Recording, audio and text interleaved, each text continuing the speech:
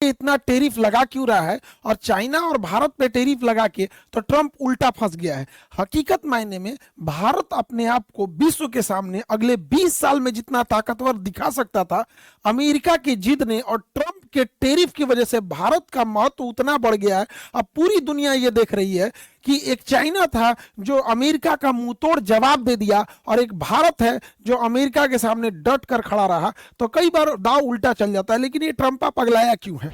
कई चीजें हैं, इसको समझते हैं एक एक करके, धीरे धीरे इसके कारण को समझ जाते हैं। पहला तो ये जो बाइडेन वगैरह के बाद यहाँ पर, क्योंकि इंडिया से जब ये जीता तो ऐसा लगा कि मतलब इंडिया से अब ये रिश्ते को थोड़ा खराब कर रहा है। उसका कारण देखिए, ये F-35 विमान बेचना चाहता है भारत को।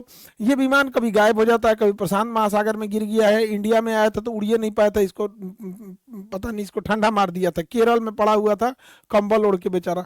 तो बाद में इसको इंजीनियर ऐसा लगभग 1 महीना यहीं पड़ा था, तो भारत को बेच रहा था, तो भारत मना कर दिया कि ना हम ना लेंगे। भारत अभी विचार कर रहा है Su-57 पे, हालांकि इसको भी फाइनल नहीं है, लेकिन रसिया से है। लेकिन अगर भारत पे को भरोसा करना होगा तो अमेरिका पे नहीं भरोसा करेगा, क्योंकि इस जहाज को उड़ाने के लिए एक्सप्रेस को वहां से दिया जाता है अमेरिका से, एक डेली एक कोड जनरेट होता है, बिना उसके कोड को फीड किए ये जहाज उड़ेगा नहीं। और लिमिटेशन अमेरिका चाह देगा कि आप इसको पाकिस्तान की ओर नहीं उड़ा सकते, तो अमेरिका से खरीद के भी वहां नहीं उड़ा सकते, तो हम काहे लिए खरीदेंगे इसमें।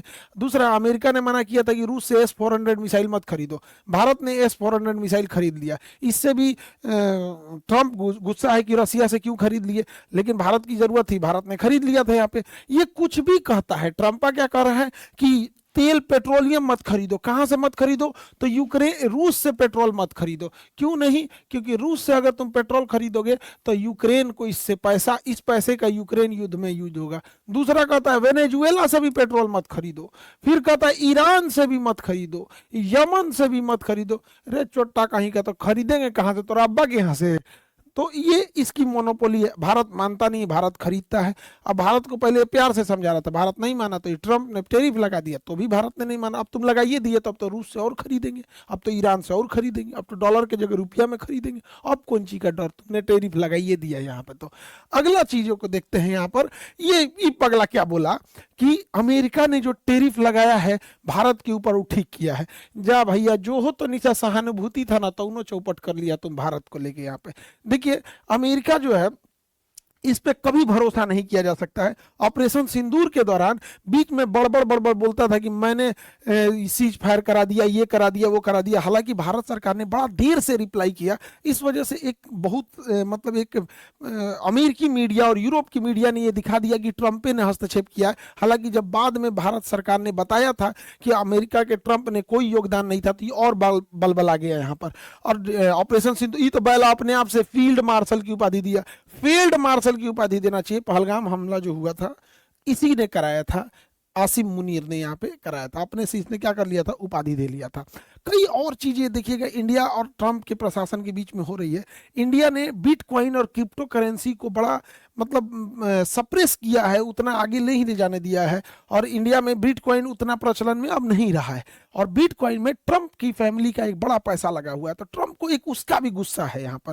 ट्रंप का एक गुस्सा अडानी के प्रति भी है कि जो हिंडनबर्ग की रिपोर्ट थी उससे अडानी को उतना लॉस नहीं हुआ जितना कि लॉस की उम्मीद की जा सकती। अडानी रिकवर कर गया, ये गुस्सा को भी लगता है इनको यही निकालना है।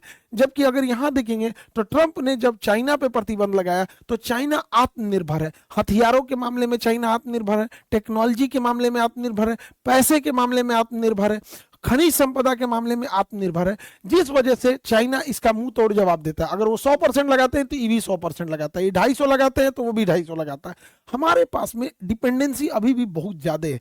चाइना के पास रेयर अर्थ एलिमेंट है, सब कुछ ऐसे पदार्थ होते हैं जो बहुत कम मिलते हैं, और ऐसे पदार्थ बहुत ज्यादा जरूरत होते हैं, और इसका पूरा भंडारण चाइना के पास है। इन रेयर अर्थ मेटल का यूज कहाँ कहाँ होता है?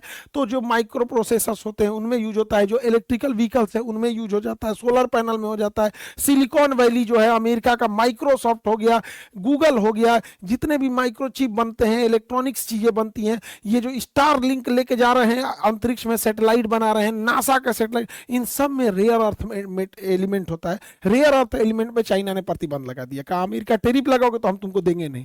अब अमेरिका पगला गया यहाँ पर। इलोन मस्क का तस्ला, इसका तस्ला कैसे चलेगा? क्योंकि तस्लवा में तो लगेगा इसको सेमीकंडक्टर, सिलिकॉन, अब वो चाइना देता सकता है। तो चाइना कहा कि भैया तुम ब्रेकअप करो इससे। तो चुनाव के टाइम में ये दोनों के बीच में बड़ा अच्छा दोस्ती था, अभी ब्रेकअप हो गया क्योंकि इसके बड़बोलापन की वजह से। तो ये बड़ा चाइना ने इसका मुंह तोड़ जवाब दिया। अब चाइना की कंपनियों ने कहा कि भैया रियर अर्थ एलिमेंट जो है इतना हमारे पास ज्यादा संख्या में, ये हम बेचेंगे कहाँ, हमारा तो व्यापार बंद होगा। तो चाइना ने कहा एक काम करो, ये तुम इंडिया को बेचो। तो भारत को अब देखिएगा रियर अर्थ एलिमेंट मिलेगा। आने वाले 2 से 3 महीने में आप देखिएगा भारत में सेमीकंडक्टर धड़ल्ले से बनने लगे हैं। भारत में देखिएगा माइक्रो प्रोसेसर, चिप, ये सब बहुत तेजी से बनेंगे और ये चीज ये अमेरिका को इससे लॉस लगेगा। तो चाइना ने इस पे बड़ा बेहतरीन ढंग से काम किया। हालांकि ट्रंप का जो सबसे मेन गुस्सा का कारण है वो ब्रिक्स देश है। ब्रिक्स देश शुरुआत में 5 देशों का संगठन था, ब्राजील, रसिया, इंडिया, चाइना, साउथ अफ्रीका। ये शुरुआत में 5 देशों का संगठन था, अभी और बढ़ते गया है। ब्रिक्स देश जो है ये डॉलराइजेशन, डी डॉलराइजेशन की ओर बढ़ रहे हैं, जो ट्रंप का सबसे बड़ा गुस्सा का कारण है। और इनका R5, अब एक एक करके समझिए, ये एक नई मुद्रा लाना चाह रहे हैं जिसका नाम होगा R5। R5 करके मुद्रा लाएंगे, अभी इसका नाम पूरा डिसाइड नहीं है, इसलिए शुरुआत में इन्हें R5 के नाम से जानते हैं हम लोग यहाँ पर, और किसी और क्लास में आपको रीजन बता देंगे R5 क्यों कहते हैं। अब ब्रिक्स देश अभी और इसकी संख्या बढ़ते जा रही है, 10-15 इसकी संख्या बढ़ेगी। अब ये ब्रिक्स कैसे काम करता है और ब्रिक्स से अमेरिका को इतना डर क्यों है, समझिएगा, ध्यान से समझिएगा। पहले जमाने में जब व्यापार होता था तो सोने चांदी में व्यापार होता था, कि हम सोना दे देते थे या चांदी से व्यापार होता था। तो ये थोड़ी दूर पे व्यापार जब होता था ऐसे तो चल सकता था। लेकिन जब दूर के व्यापार होते थे, दूर का व्यापार, तो इसमें ना ये एक थोड़ा सा सिस्टम चेंज हुआ। वो उसके जगह पे करेंसी का सिस्टम आया। जैसे किसी को दिल्ली से सामान भेजना होता था कलकत्ता, दिल्ली से सामान कलकत्ता भेजना था, तो वो क्या करता था, दिल्ली के किसी व्यापारी को सोना दे देता था कि भैया ये लो तुम सोने की 20 सिक्के रखो और हमको तुम इसके बदले में एक रसीद दे दो। 20 सिक्के रख लो, बदले में हमें रसीद रख लो, क्योंकि जाना है कलकत्ता, रास्ते में कोई छीन लेगा सोना तो दिक्कत होगा। रसीद रख दो हमको, ये रसीद दे देना, ताकि वहां वो रसीद दिखा देंगे। अगर हम वो रसीद जिसको जमा करेंगे वो इंसान तुमसे आके 20 सोने का सिक्का या चांदी का सिक्का ले लेगा। तो ये रसीद का आदान प्रदान होता था कि हम कहीं जाते थे, सोना का सिक्का रखते थे, बदले में रसीद लेते थे, रसीद से व्यापार हो जाता था।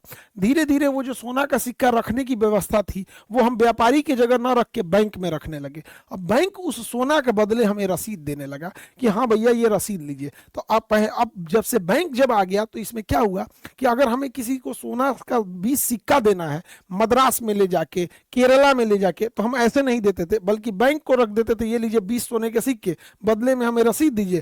केरला में गए, मसाला खरीदे, उनको 20 सोने का सिक्का ना देके वही रसीद दिए, क्योंकि यह बैंक जो मेरे यहाँ पटना में है वही केरला में भी है। तो ये बैंकिंग सिस्टम ऐसे ऐसे आने लगा। इसी बीच जब प्रथम विश्व युद्ध हुआ और द्वितीय विश्व युद्ध हुआ, इन युद्धों के बीच में पूरी दुनिया में सारे लोगों ने आपस में बहुत भीषण लड़ाइयां हुई थी। तो सोना जो रखा गया था, ज्यादातर सोना जो रखा गया था वो ब्रिटेन से शिफ्ट होकर अमेरिका में जाने लगा। अमेरिका ने कहा हमारे बैंक में सोना रख लो, बदले में हमसे रसीद ले लेना। तो पूरी दुनिया ने अपना सोना रखा अमेरिका में, बदले में अमेरिका ने उन्हें रसीद दे दिया कि इसी रसीद से तुम व्यापार करना। तो सबसे ज्यादा सोना किसके पास आ गया, अमेरिका के पास आ गया, और पूरी दुनिया अपना सोना रखने लगी अमेरिका के पास। बदले में अमेरिका एक रसीद देता था कि ये रसीद जब आप हमको दिखाइएगा, ये रसीद हमको दिखाइएगा, बदले में अपना सोना लेके चले जाइएगा। जब फर्स्ट वर्ल्ड वार हुआ और सेकेंड वर्ल्ड वार हुआ, पूरी दुनिया की अर्थव्यवस्था तबाह हो गई, बर्बाद हो गई, और सबका सोना रखा हुआ था कहां पर, अमेरिका में। और अमेरिका सुपर पावर आया, एटम बम वगैरह था तो सुरक्षित भी रखा था। एक दिन अमेरिका के राष्ट्रपति निक्सन ने पगलाया, और कहा कि जितना लोग अपना अपना रसीद रखे हो ना, ये रसीद रखे रहो, हम सोना वापस नहीं करेंगे। सबका सोना हड़प लिया, और सबको रसीद दे दिया। उहे रसीदवा लेके घूम रहे हैं लोग, जिसको कहते हैं डॉलर, वही है डॉलर। अब हमारी मजबूरी है, हम ये डॉलर इसको देते हैं, यही डॉलर इसको देते हैं, ये डॉलर इसको देते हैं, तो डॉलर आपस में घूम रहा है। लेकिन अगर ये पूरी दुनिया के लोग इस डॉलर को छोड़कर पूरी तरह अमेरिका को चल गए और कहे कि ते अपना डॉलर पकड़, हमरा सोना दे, तो अमेरिका दे नहीं पाएगा। इसलिए अमेरिका को जिंदा रखने के लिए डॉलर को जिंदा रखना पड़ेगा। अमेरिका नहीं चाहता है कि कोई डॉलर को रिसीव करने से मना करे, इसलिए वो पूरी दुनिया को कहता है कि डॉलर में यूज करो, क्योंकि डॉलर अगर कोई नहीं लेगा, डॉलर जैसे हमको श्रीलंका का 1 लाख रुपया आ जाएगा, इंडिया में कोई श्रीलंका का 1 लाख रुपया नहीं लेगा तो हम श्रीलंका में वापस करेंगे, ले पैसा। इसीलिए अमेरिका चाहता है कि डॉलर जब तक चलते रहेगा कोई अमेरिका की ओर वापस नहीं आएगा, और जो डॉलर पे उंगली उठाता है अमेरिका उसको बर्बाद कर देता है। सद्दाम हुसैन उठाए थे, बर्बाद कर दिया। लीबिया में मुअम्मर गद्दाफी उठाए थे, बर्बाद कर दिया। सीरिया में बशर अल असद उठाए थे, बर्बाद कर दिया। यमन में शेख अब्दुल्ला सालेह, बर्बाद कर दिया। होस्नी मुबारक, बर्बाद कर दिया। ईरान ने उठाए थे, तबाह कर दिया ईरान को। तो अमेरिका को है कि हमारा डॉलर से छेड़छाड़ नहीं होना चाहिए।